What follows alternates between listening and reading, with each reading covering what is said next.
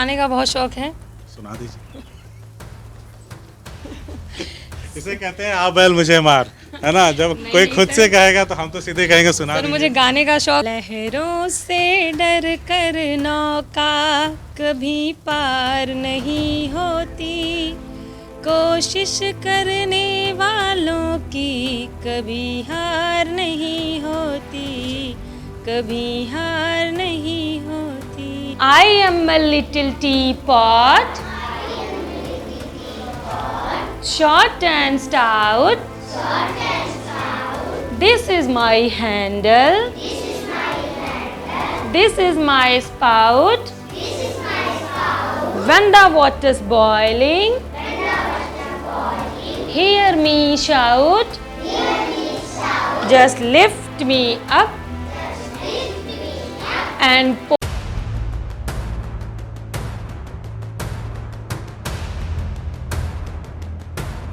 नमस्कार, बदलेगा भारत पर घुमक्कड़ देख रहे हैं आप। अक्सर आपने लोगों को कहते हुए सुना होगा कि दुनिया बहुत बुरी है, लेकिन तुमको अच्छा बनने से किसने रोका है। आज की कहानी में, आज के एपिसोड में हम एक ऐसी लड़की, एक ऐसी शिक्षिका, एक ऐसी महिला की कहानी आपको बताने जा रहे हैं और उनसे हम लोग बातचीत करेंगे। उनकी कहानी बहुत ही इंटरेस्टिंग है, संघर्षों से भरी पड़ी है। उनके पढ़ाई लिखाई के जो तौर तरीके हैं, जो बच्चों को सिखाती हैं, समझाती हैं, वो इतनी अद्भुत है कि मैं जब भी वो वीडियो सोशल मीडिया पे देखता था, उनके पढ़ाई के तौर तरीकों को देखता था, तो मुझे लगता था कि यार ज़रूर इस शिक्षिका का, इस महिला का साक्षात्कार करना चाहिए, इंटरव्यू करना चाहिए। उसको करने से फ़ायदा क्या होगा, दूसरे लोग भी देखेंगे उस वीडियो को कि किस तरह से नए नए तौर तरीक़ों से वो पढ़ाई कराती हैं और बच्चों को समझाती हैं, सिखाती हैं। और ये सारी चीज़ें इतनी अद्भुत हैं कि जब आप वो देखेंगे तो आपको भी गर्व होगा कि वाकई एक अच्छा प्रयास ये महिला शिक्षक कर रही हैं और सबको ऐसा करना चाहिए। तो सबसे पहले मैं आपको एक वीडियो दिखा रहा हूं। उस वीडियो में देखिए कि किस तरह से बच्चों को वावेल पढ़ाया जा रहा है, किस तरह से केतली को बताया जा रहा है, उसके इस्तेमाल को बताया जा रहा है और वो कैसे खुलती है, बंद होती है। पहले उसे देखिए आप, और फिर उसके बाद उस महिला शिक्षक से हम सीधा बातचीत करेंगे और जानने की कोशिश करेंगे कि ये जो नई नई तकनीकी है पढ़ाई लिखाई की, वो कहाँ से सीखा उन्होंने और बच्चों को कैसे पढ़ाती हैं। I am a little teapot, short and stout. This is my handle. This is my spout. When the water's boiling, hear me shout. क्या बन गया? फ्लावर, फूल बना है ना। देखो कली निकल रही है, खिली, फिर क्या हो गई? बंद हो गई ना, फिर खिली और बंद हो गई। तो ये कितनी उंगलियां हैं? 5, और 5 ही हमारे वॉवेल हैं। तो मैं आ चुका हूँ उस महिला के पास, उस शिक्षिका के पास, जिनके पढ़ाई लिखाई वाले वो जो तौर तरीके हैं जो बच्चों पर वो अप्लाई करती हैं, पढ़ाती लिखाती हैं, जिनको देखकर मैं हतप्रभ रह जाया करता हूँ। वो कैसे करती हैं अभी सीधा इनसे जानते हैं। जो ये 2 डेमो आपने दिखाया अपने बच्चों को, साथ में वावेल सिखाया और वो केतली वाला, तो ये नए नए तौर तरीके का इस्तेमाल पढ़ाई लिखाई में कितना सहायक है और बच्चों को इससे क्या मतलब सुविधा क्या मिलती है, कैसे सीखते हैं? सर ये जो पुराने ट्रेडिशनल हैं उससे बच्चे बाहर निकलते हैं। उनको थोड़ा खुद जब बच्चों को इंगेज करेंगे तो वो ज़्यादा सीखते हैं और उनको बहुत मज़ा आता है। और लोगों को जैसे जो नहीं आया है बच्चा, उसको घर जाके बताएंगे कि आज इतना मज़ा आया स्कूले में कि तू रहल होता तो देखता। अच्छा। तो अगले दिन वो बच्चा जो जी, फिर हम्म। अगले दिन वो है जब बच्चा आता है विद्यालय, यही देखने के लिए कि आज मैडम जी क्या पढ़ाई थी। तो हम लोग कोशिश करते हैं कि जो आज पढ़ाएं उसको कल रिपीट जरूर करें, या हफ्ते में सैटरडे को नो बैक डे होता है तो हम लोग उस दिन रिपीट करें। मोस्टली जो आपने अभी क्लिप में देखा है वो वीडियो थी, पोयम थी, I am a little teapot.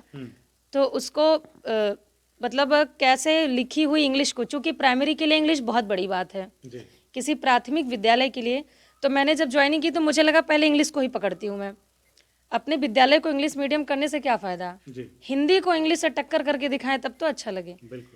तो मैंने इंग्लिश को ही पकड़ा और मेरा स्टाफ बहुत सपोर्ट करता है हर चीज़ों में। वो हिंदी वगैरह पढ़ा रहे हैं, तो इंग्लिश के वर्ड्स को उन तक कैसे पहुंचाएंगे, इसमें एक्टिविटी माध्यम बनती है। टी पॉट क्या है वो खुद बना के देख लें, है ना। इमेजिनेशन कैसे करेंगे, इसको हम एक्टिविटी से जोड़ते हैं। तो ऐसे कितने तौर तरीके हैं या कितने मतलब बहुत। और ये जो आपने तौर तरीके देखे, इसको हमारे शिक्षक की भाषा में नवाचार बोलते हैं नवाचार? जी। इसको हम लोग अपनी भाषा में नवाचार बोलते हैं। और जब मैंने 2015 में ज्वाइनिंग की तो फेसबुक पर एक ग्रुप है नवाचार, अच्छा। मिशन शिक्षण संवाद, और मैं उसकी सदस्य हूँ। तो मेरे जो आइडियल हैं, अभी उनको राष्ट्रपति पुरस्कार मिल चुका है। अच्छा। तो सर्वेष्ट भैया, प्रवीण सर और स्नेहिल दीदी हैं, यहाँ जौनपुर के शिवम सर हैं जो मेरे मायके से रिलेटेड हैं। तो कई लोग हैं जिनको मैं फॉलो की स्टार्टिंग में। तो अभी तो कुछ मामलों में मैं उनसे भी आगे निकल जाती हूँ, कभी कभी उनको भी फॉलो करती हूँ। और ऐसा नहीं है कि वो करते हैं तो मैं, अभी जैसे मेरे यहाँ जो ट्रेन वाली आपने वीडियो देखी होगी सोशल मीडिया पर, ये उन्हीं लोगों की वीडियो थी और मैंने उसको फॉलो किया। अच्छा। हाँ, मतलब जो बाहर से देखा अच्छा है हाँ, उसको कुछ यहाँ ऐसा पे नहीं है अप्लाई कि किया। वो अच्छा की है तो मैं उससे जलने लगूं। मैं भी फॉलो करूं, देखती हूँ बच्चों को मजा आता है कि नहीं। मेन बच्चों को एंजॉय होना चाहिए बस, चाहे और जैसे बच्चे भी। खेल खेल में ज्यादा सीख जाते हैं। हाँ, ज़्यादा सीख जाते हैं और वो खुद इंगेज भी होते हैं। एक सीट पर बैठे बैठे, मैं कुर्सी पर बैठी हूँ, वो बैठे हैं, बिल्कुल मज़ा नहीं आता। अच्छा, मुझे लगता है कि बच्चों को ये सब कराने से बच्चे मुझसे जुड़ भी गए हैं। पता नहीं मदर टीचर होने की वजह से कि एक्टिविटी टीचर होने की वजह से, पता नहीं। और मैं उनकी गार्जियन कम, वो मेरी गार्जियन ज़्यादा हैं। अच्छा। हाँ, मैं विद्यालय में हूँ तो उन्हीं की वजह से हूँ। चलिए, ये तो हो गई आपकी मतलब एजुकेशन से संबंधित बातें। जो आपका काम है, आप टीचर हैं, वो बच्चों को आके पढ़ाते लिखाते हैं। और बेसिकली ये इंटरव्यू मतलब आपके उन तौर तरीकों को लेकर के, नवाचार को लेकर के है जो आप लोग करते हैं विद्यालय में। लेकिन ये जो हम शूट कर रहे हैं, ये जो आपके साथ हमारी बातचीत हो रही है, वो आपके विषय में है। तो पहला सवाल अब मैं यहाँ से शुरू करता हूँ कि प्रतिमा राहुल मिश्रा कौन है, अपने बारे में बताएं। फिर उसके बाद पढ़ाई लिखाई कहाँ से हुई, अपने बारे में बताएं। जी जी, मैं प्रतिमा उपाध्याय हूँ। बेसिकली जौनपुर में मेरा मायका है। तो और मैंने पढ़ाई की यहीं पास में। पहले तो प्राथमिक विद्यालय से शुरुआत की, जी। पास में ही जमुई डिग्री कॉलेज, वहाँ से मैंने ग्रेजुएशन किया। इसके बाद मैं बीएचयू के स्टूडेंट हूँ, बॉटनी से मास्टर्स। इसके बाद मैंने ऊसर सवाल पे रिसर्च किया है दिल्ली से। और मेरा यही सपना था कि मैं एक बहुत बड़ी साइंटिस्ट बनूंगी, सफल साइंटिस्ट। और मैं मायके से काफ़ी मतलब ज़मीन जायदाद वाले परिवार से हूँ और इस समस्या से जूझी हूँ कि मेरे पापा हमेशा बोलते हैं कि ये ज़मीन अगर अच्छी रहलो तो हमारा उपजाऊ बढ़ गल हो। तो मेरे दिमाग में हमेशा चलता था कि ऊसर सॉइल को कैसे फर्टाइल करें। तो साइनोबैक्टीरिया का इम्प्लांटेशन, यही मेरा सब्जेक्ट था। अच्छा, इसी बीच में पता नहीं भाग्यवश की दुर्भाग्यवश मेरी ज्वाइनिंग हो गई प्राथमिक में। जब मैंने आके विद्यालय को देखा तो मैं बहुत रोई घर जाके, कि अपने पापा से बोली कि आपने मुझे उठा के कहाँ से कहाँ फेंक दिया। कहाँ मैं विदेश जाने के सपने देख रही थी कि मैं जाऊंगी साइनोबैक्टीरिया पे करूंगी, और आपने हमको ऐसे जगह फेंक दिया जहाँ कूड़ा है, मक्खियाँ भिनकती हैं दिन भर। तो पापा ने कहा कि कोई ज़रूरी नहीं है कि तुम वहीं से अवार्ड लो, तुम इसको भी ऊपर लेके जाओ, बहुत लोग इंतज़ार कर रहे हैं प्राथमिक का, तुम आगे तो बढ़ो। फिर वहाँ हम बैठे। अच्छा, बहुत मेरा लक था कि मेरे फादर इन द सेंस मेरे गार्जियन जो मेरे अंकल हैं, मैं आज जो भी हूँ उन्हीं की बदौलत हूँ। और दूसरा जो एसडीआई सर थे पूर्व, अवधेश नारायण सिंह जी, उनको मैं बहुत बहुत धन्यवाद करती हूँ। जहाँ भी रहें, बच्चों की बहुत सारी दुआएं हैं उनके साथ। उन्होंने हम सारे 72,000 वाले टीचर जितने यहाँ ट्रेनिंग कर रहे थे, उनको एक एक को ऐसा मेंटेट किया उनको कि हम लोगों ने अपनी जेब से पैसा लगा दिया विद्यालय में। ऐसा वो प्रेरित करते थे हम लोगों को कि हम लोग विद्यालय जितना सीख के आते थे ना, उससे कहीं ज़्यादा विद्यालय में करते थे। उनका बस यही था कि कहीं भी आग लगे पर आग लगनी चाहिए। तो हम लोग जो है विद्यालय में आकर, अच्छा जो कमी होती थी वो आते थे, बेटा देखो ऐसा है वैसा है, तुम ये करो। और बहुत ज़्यादा हम लोग को उत्प्रेरित करते थे, बहुत अच्छे थे वो। उन्हीं की बदौलत हम लोग जो भी मेहनत किए। बहुत सारी कमियां भी थी। सबसे पहले स्पोर्ट ड्रेस जो विद्यालय में लगाया, मैंने लगाया। बहुत सारे लोगों ने वो भी किया कि इसमें तुम फंस सकती हो, पर सर ने बोला ये नवाचार का है, इसको आप नवाचार का रूप दे दीजिए। अच्छा, स्पोर्ट ड्रेस की बदौलत उस साल मेरे यहाँ 120 बच्चे आए थे मात्र। कुछ चेंजिंग लगा लोगों को ना? हाँ, लोगों को लगा कि प्राइवेट में भी वही पहन के जा रहे हैं, प्राइमरी में भी वही जा रहे हैं। अच्छा, बच्चे इतने खुश थे उसको देखकर कि वो ननिहाल भी वही पहन कर जाते थे। नया नया ड्रेस मिल गया। हाँ, कि देखा हमारे स्कूले पे हमारा नाम लिखल हमारे टी शर्टे पर। तो बच्चे इतने खुश थे उस स्पोर्ट्स को लेके। लेकिन अभी सरकार ने डीबीटी योजना चला दी है, तो डायरेक्ट खाते में पैसा चला जा रहा है, कुछ हो नहीं पाएगा। अच्छा। हाँ, हम लोग क्या कर सकते हैं उसमें। तो यही सब है। और पढ़ने का फिर ग्रेजुएशन के बाद से मेरा सब यहीं चल रहा है। असल में सिस्टम इतना उलझा पड़ा है ना। हाँ। पहले जब विभाग के माध्यम से आता था तो उसमें भी घपले घोटाले के तमाम चीज़ें होती थी। फिर डायरेक्ट खाते में कर दिया तो बहुत सारे लोग ऐसे ही पैसे वो आते हैं उड़ा देते हैं, तमाम मेरे चीज़ें यहाँ तो होती हैं। मोस्टली गार्जियन ने ड्रेस खरीदी है सर। अच्छा। हाँ, मेरे मतलब मेरी ही निगरानी में मैंने बुला के, और सब भाभी लोग काफ़ी समझदार भी हैं। अच्छा, मैं अभी कई ऐसे पॉइंट्स हैं जिन पर रिसर्च मैं कर रही हूँ। जैसे अभी लॉकडाउन लगा था तो कोरोना काल में बच्चों का एक मेरा रिसर्च है। दूसरा जो मैंने यहाँ प्लांट्स लगाए हैं, हर प्लांट्स को हर बच्चे ने गोद लिया है, अच्छा। उसकी पूरी केयरिंग करते हैं। वही मेरी ननद आज स्कूल में आई हुई हैं, तो एक पत्ती तोड़ ली, मैंने कहा अगर इसका केयरिंग वाला बच्चा देख लेगा ना तो आपकी शिकायत मेरे तक कर देगा अरे, कि आपने एक पत्ती तोड़ ली है। ऐसा भी है इस स्कूल में? हाँ हाँ, सारे बच्चों ने, आप देखेंगे सबका पेड़ है, सबकी क्यारियाँ हैं। जो जिस दिन नहीं आता है, मैम हम मेरे फूल में पानी दे दीजिएगा। खैर मेरा तो विद्यालय ही है, लेकिन उनका पेड़ सब अलग अलग है। तो इस योजना पे भी मैं लिखी हूँ और जल्दी अच्छा, ही। एक चीज़ मुझे बताइए कि कभी मन में घुटन नहीं होता कि साइंटिस्ट प्रतिमा उपाध्याय होना या फिर टीचर? मेरा बहुत बड़ा सपना था सर कि मेरी शादी के कार्ड पर डॉक्टर लिखा है। तो अब ऐसा नहीं है, मैं यहाँ भी डॉक्टरेट कर सकती हूँ, और बात भी चल रही है एक जगह से, जल्दी ही शुरू हो जाएगा। लेकिन वो टॉपिक वो नहीं रहेगा, वो टॉपिक ये रहेगा, है ना। डॉक्टरेट तो इसी पे कर लेंगे। और हमारे प्राथमिक शिक्षा में इतनी सारी कमियां हैं जिस पर हम डॉक्टरेट आराम से कर सकते हैं, बैठे बैठे अच्छा।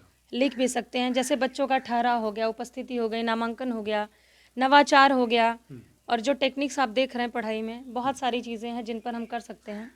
पढ़ाई लिखाई जैसे इस तरह के मतलब इसके अलावा और क्या करती हैं आप खाली समय में? कोई शौक है? जैसे हाँ बहुत सर। सारे लोग होते हैं, पेंटिंग, कुछ कविताएं लिखते हाँ हैं, हाँ, कुछ मुझे गाने का बहुत शौक है। सुना दीजिए। इसे कहते हैं आ बैल मुझे मार, है ना। जब कोई नहीं खुद सर। से कहेगा तो हम तो सीधे कहेंगे सुना सर दीजिए। मुझे गाने का शौक है, और दूसरा सर मेरा परिवार इतना बड़ा है मायके से ससुराल तक कि मुझे टाइम ही नहीं मिलता कि मैं कुछ और भी करूं। देखिए ये तो बात नहीं हुई, इसलिए हमने पूछा कि आपके शौक क्या है। हाँ, तो पहला गाना हो जाए और फिर परिवार भी मेरा बहुत बड़ा शौक है। हाँ, अच्छा। हाँ। तो ठीक है, पहला गाना हो जाए। ठीक है, कौन सा गाना? कुछ भी आपको जो अच्छा लगता है। लहरों से डर कर नौका कभी पार नहीं होती, कोशिश करने वालों की कभी हार नहीं होती, कभी हार नहीं होती। तो इसे ही आपने अपनी जिंदगी का मूल मंत्र बना लिया कि लड़ना है और लड़ के जीतना है, और जो मेरी जिद है, जुनून है, उसको उसके अंजाम तक पहुंचाना है। मेरी जिद है यहाँ पर जिद है। कि मैं इसको बदलूंगी। अच्छा, इसके अलावा और क्या शौक है? इसके अलावा सर अभी तो मुझे डॉक्टरेट करना है। डॉक्टरेट करना, हाँ, और लिखने का मुझे बहुत शौक है सर। लिखने का बड़ा शौक, हाँ सर, मैं लिखती हूँ घूमने उमने का शौक? बहुत सर, बहुत ज़्यादा। घूमने में लगभग पूरा इंडिया तो मैंने घूम रखा है, बस साउथ को छोड़कर। पूरा इंडिया घूम डाला आपने? हाँ सर, साउथ बस थोड़ा सा बचा हुआ है, वही कॉर्नर। और मेरा ग्रैंड पेरेंट्स ससुराल के, अगर चाहेंगे तो मैं जल्दी वो भी घूम लूँगी। और मैं आई एम सो लकी कि मुझे ऐसा ससुराल मिला है। और मेरे हस्बैंड भी बहुत सपोर्टिव हैं। क्या करते हैं? मेरे एडीओ हैं sir. ADO? ADO agriculture G. तो ससुराल भी लगभग सब ऑफिसर पोस्ट पर हैं, सासू माँ हैं और ससुर जी हैं। मेरे अपने सब कंबाइंड फैमिली है, चार ससुर हैं, 4 सास हैं। तो मुझे लगता नहीं अभी तो मैं इकलौती 4 ससुर 4 सास? हाँ सर। लोग तो एक सास से परेशान हो जाते हैं। नहीं सर, मैं बहुत लकी हूँ कि कल मुझे मदर्स डे पे इतनी सारी मम्मियों का प्यार मिला। हाँ। आई एम सो लकी, पता नहीं मैं ही किस्मत वाली हूँ कि क्या है, पता नहीं। अच्छा, हाँ। सास कभी रौब नहीं झाड़ते हैं, प्रतिमा ये काम कर डालो? नहीं नहीं, बिल्कुल भी नहीं। ऐसा नहीं होता है। नहीं नहीं, बल्कि मैं ही कर लेती हूँ, मम्मी ये साड़ी हमको बिल्कुल अच्छी नहीं लग रही है। अच्छा। तो एक साड़ी मिलती है कि 4-4 मिलती है? अभी तो कल ही हमको मिली है मदर्स नहीं, डे। 4 सास हैं तो हमने कहा हो सकता है हाँ। 4 मिले, शिकायत 1 से मिले 4। नहीं नहीं, मिल जाता है। अभी तो कल मदर्स डे पे हमको देना था, उल्टा हम ही को मिल गई है। अच्छा। हाँ सर, इस मामले में तो मैं बहुत लकी, मुझे लगता है कंबाइंड फैमिली सबसे अच्छी होती है। अब मैं आपसे एक बेहद महत्वपूर्ण सवाल पूछ रहा हूँ प्रतिमा। जैसे अक्सर क्या है ना कि आज भी हमारा समाज है ना बड़ा तंग दिल है। पुरुष आज भी वर्चस्ववादी समाज वो पुरुषों का है। महिलाओं को आज भी दबा के रखने की एक जो कुप्रथा बहुत पहले से चली आ रही है, वो आज भी जारी है। आज भी लोग बच्चों को, खास करके बच्चियों को पढ़ने नहीं भेजते, या अगर पढ़ा लिया गांव के सरकारी स्कूल में, आगे अगर 2-4 किलोमीटर जाके पढ़ना पढ़ाना है तो मना कर देते हैं। तो ऐसे लोगों को क्या कहेंगे ताकि बच्चियों को पढ़ने दें, खुल कर के वो भी अपनी ज़िंदगी जिएं, और समाज में जो एक अच्छाई है उसकी मिसाल बन कर के वो सामने आए, लोग उनसे प्रेरित हों? जी, यही कहेंगे कि बच्चियों को तो भेजना पड़ेगा बाहर, क्योंकि जब तक आप लड़कियों को नहीं पढ़ाएंगे समाज बनेगा नहीं। आप लड़कियों को इसलिए मत पढ़ाइए कि वो नौकरी करेंगी, इस उम्मीद से मत कराइए कि चला नौकरी करे क्यों कोनो हमें पढ़ावे क्यों। इसलिए पढ़ाइए कि वो कम से कम अपने बच्चों को पढ़ा सकें। इनडायरेक्टली आपका लड़का आपकी लड़की शिक्षित होगी, अगर आपकी बहू या आपकी बेटी शिक्षित है तो अगली पीढ़ी शिक्षित होगी। कोई जरूरी नहीं कि वो नौकरी ही करे, वो घर में भी रह के आपकी अगली पीढ़ी को शिक्षित कर सकती है।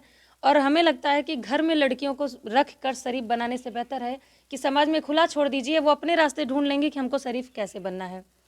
हमको घर में रखकर, चार दीवारी में रखकर उनको आज़ाद नहीं करना है। हमको आज़ाद छोड़ दीजिए, फिर हम दिखाएंगे कि हम कितने आज़ाद हैं और हम अपना रास्ता खुद ब खुद चुन लेंगे। और मुझे पता है कि अगर आपने लड़कियों को विश्वास करके छोड़ा है तो लड़कियां कभी आपको निराश नहीं करेंगी।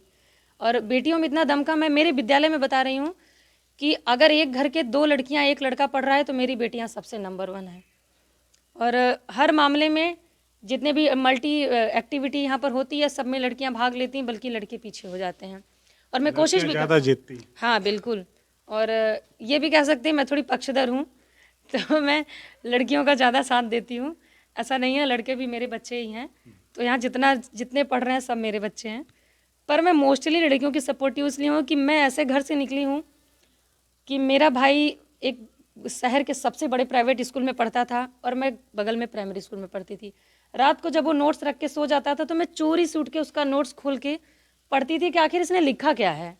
जो शाम से पेंसिल रोक, क्योंकि मैं तो नरकट से लिखती थी, वो तो पेंसिल से लिखता था, तो उसी की राइटिंग में उसी के पन्नों में खींच खींच के अपनी पटरी पर 4 लाइनें खींच के मैंने ABCD लिखनी शुरू की है। और उससे पहले मैंने नौकरी पाई, उससे पहले मैंने रिसर्च किया, लेकिन उस नालायक ने मेरा पीछा नहीं छोड़ा। अभी तक वो भी जो भी मैं कर रही हूँ सब कर रहा है। भाई भी लगा हुआ है मैदान में, तो पीछा अभी मुझे छोड़ेगा। कभी सुनने को मिलता है कि उनकर बहन, अक्सर गांव में होता है कि लड़कियों को प्राइमरी में भेज देंगे और लड़कियों को उसमें भेज देंगे, बस से जा रहा है। एक आखिरी सवाल। हाँ जी, आप अपनी बात कंप्लीट करें। तो मुझे बहुत दुख होता है सर कि ऐसा नहीं करना चाहिए। जो मैं झेली हूँ तो मुझे अपना एहसास आने लगता है कि हो सकता है वो लड़की मेरे जितनी लड़ाकू ना हो, जिद्दी ना हो कि मुझे पढ़ना ही है। और जो वो कल पढ़ याद करके नहीं जाता था, मैं सब याद करके प्राइमरी स्कूल में चली जाती थी। अच्छा, हाँ, जो वो कभी भाई को पता नहीं चला? पता चला, वो तो मेरा नोट चुरा के पढ़ने लगा, मैं उसका पढ़ती थी, वो मेरा पढ़ता था। यही प्रक्रम BHU तक चला है। हाँ आप एक टीचर हैं, साथ ही साथ लड़की हैं, महिला हैं। जी। बहुत सारे आप अपने स्कूल में बदलाव भी जहाँ पढ़ाती हैं, इसी स्कूल में पढ़ा रही हैं, बहुत सारे बदलाव करती हैं, नए नए तौर तरीक़ों से नवाचार और तमाम चीज़ें हैं जो यहाँ पे करती हैं आप।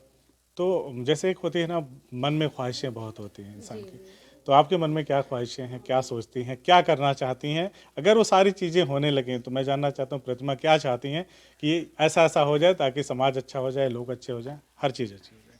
सर, पहले तो इस विद्यालय में खड़ी हूँ जहाँ से मेरा वजूद है, आप मुझ तक आए हैं इस विद्यालय से। और ऐसा कुछ नहीं है कि मैं शिक्षिका हूँ तो मैं अपने आप को बहुत रोब झाड़ूं। इन्हीं बच्चों की वजह से मेरा वजूद है जो भी है। तो मैं चाहती हूँ उनके लिए ऐसा करूँ कि यहाँ बगल से कोई आदमी गुजरे तो देखे हाँ विद्यालय है। मुझे ऐसा बनाना है, जैसे आपने कहा कि वहाँ जाने के बाद मुझे ऐसा लगा कि प्राइवेट विद्यालय क्यों है, आपको ऐसा लगा तो वो मेरा स्कूल होना चाहिए। ऐसा स्कूल मैं बना दूँ कि कोई इस गांव का आदमी प्राइवेट में जाए ही ना, उसको लगे मेरे पास भंवर इतने पर्याप्त हो, सब कुछ हो। अभी तो बहुत सारी योजनाएं मेरे दिमाग में हमेशा चलती रहती हैं, जिसमें कि कई लोग मेरे सपोर्ट में हैं, कई लोगों ने कुछ बता भी रखा है, करना है मुझे।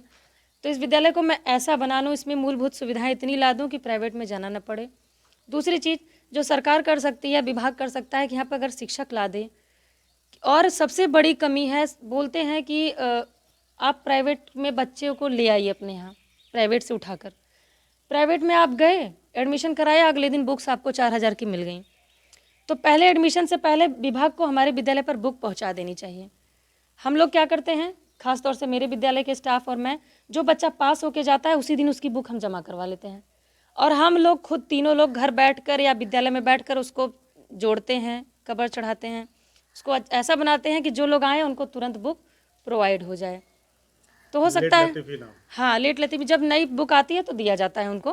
फिलहाल काम न रुकने पाए, कम है बुक। बहुत समय लग जाता है। हाँ, बहुत समय लग जाता है, कभी कभी तो छमाही बीत जाती है तब बुक्स आती हैं हमारे पास। तो बुक्स का भी है, तो हम लोग ऐसा कुछ करें। अभी तक जैसे मार्कशीट नहीं आई और भी बहुत चीज़ें हैं जो हमारे पास अवेलेबल नहीं हो पाई हैं, तो ऐसा कुछ करें कि हमें प्राइवेट का मुंह ही न देखना पड़े। और मेरा सबसे बड़ा सपना है कि मैं अपने बच्चे को इसी विद्यालय में पढ़ाऊंगी। अभी मेरा बच्चा 3 साल का है, तो मेरी बहुत इच्छा है। अपने भाई को मैं यहीं पढ़ा रही हूँ, मेरा छोटा भाई है, यहाँ 5वीं कक्षा का छात्र है। और मेरी बहुत इच्छा है कि मैं अपने बच्चे को भी इसी विद्यालय में पढ़ाऊंगी, ताकि वो किसी दिन आगे जाए तो बताए कि हाँ, हम अपने मम्मी के स्कूल में पढ़ ले। क्या बात है। काहे बदनाम करते हो कि मास्टरवा कुल अपने भाई के, अपने बच्चन के ना पढ़ावे ने स्कूले में, अपने जहाँ पढ़ावे ने, ऐसा ही ना बोलते हैं आप लोग। देखिए अब इससे बड़ा उदाहरण क्या होगा।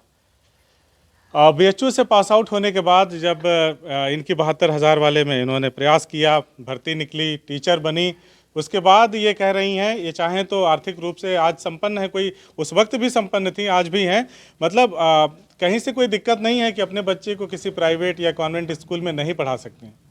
लेकिन हम सब इन्हीं स्कूलों से पढ़ के निकले हैं।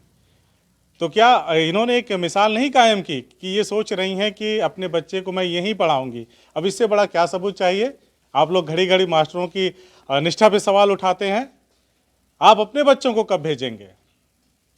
भेजना चाहिए, हम सभी को कोशिश करना चाहिए। और सरकार की ये जो मुहिम है, सरकार को भी बराबर देखना चाहिए। जो यहाँ की ज़रूरतें हैं इन्होंने बताई। ये व्यक्तिगत इंटरव्यू इनका था, लेकिन इन्होंने उसमें भी अपनी स्कूल को आखिरकार घुसा ही दिया। स्कूल की जो डिमांड्स हैं, जो ज़रूरतें हैं, उसके बारे में बता ही डाला। मैं इनके बारे में जानना चाह रहा था, ये स्कूल के बारे में बता रही थी। तो इस तरह के हमारे आजमगढ़ के अध्यापक हैं जो कहीं से किसी मामले में कम नहीं है। सोचिए अगर ये अध्यापक नहीं होती, अध्यापिका नहीं होती, तो ये साइंटिस्ट होती। तो इस तरह के लोग, पता नहीं कौन लोग हैं जो पता जा के विद्यालयों में फरवरी की स्पेलिंग पूछते हैं और पता नहीं क्या क्या पूछते हैं मैडम से। तो भैया वाकई काबिल हमारे अध्यापक अध्यापिकाएं हैं, इनकी काबिलियत पे कोई शक नहीं किया जाना चाहिए। बस कोशिश करनी चाहिए कि ज़्यादा से ज़्यादा बच्चे आएँ, एडमिशन हो, सरकार की मंशा के अनुरूप काम हो। और जो ऐसे अध्यापक अध्यापिकाएं जो पीछे भी देखिए कुछ लोग खड़े हैं, ऐसे ही लोग मिलकर के भारत को बेहतर बनाते हैं, सशक्त भारत बनाते हैं। हमारी कोशिश, हमारा प्रयास यूं ही चलता रहेगा। अच्छे लोगों से मिलाने जुलाने का सिलसिला, उनकी बातों को पहुंचाने का अब तक जो हमारा सिलसिला है वो बदस्तूर जारी रहेगा, क्योंकि हमें लगता है कि हमारे इन्हीं प्रयासों से एक न एक दिन जरूर बदलेगा भारत। जय हिंद।